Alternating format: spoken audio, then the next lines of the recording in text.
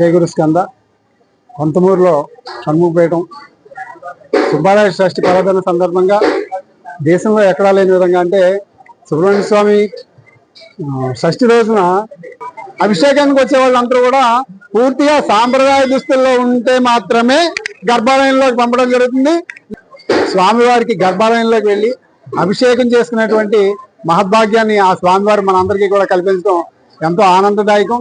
ఇది ఈ 13 సంవత్సరాలుగా ప్రతి సంవత్సరం కూడా నిర్విరామంగా ఎంతో మంది భక్తుల్ని స్వామివారు అలరారుస్తూ ఇక్కడ ఎంతో ఆనందోత్సాహాలతోటి, అలాగే ఇక్కడ కోరుకున్న కోరికలు వివాహానికి కానీ, సంతానానికి కానీ, అలాగే ఉద్యోగానికి కానీ, వ్యాపారానికి కానీ స్వామివారు వారు కోరిన కోరికలన్నీ కూడా నెరవేరుస్తూ ప్రత్యేకించి ఈ కార్యక్రమం ఉదయం తెల్లవారుజాము 4 గంటల నుంచి సాయంత్రం 4 గంటల వరకు కూడా నిర్విరామంగా జరుగుతూ ఉంటాయి ఈ అభిషేకాలు.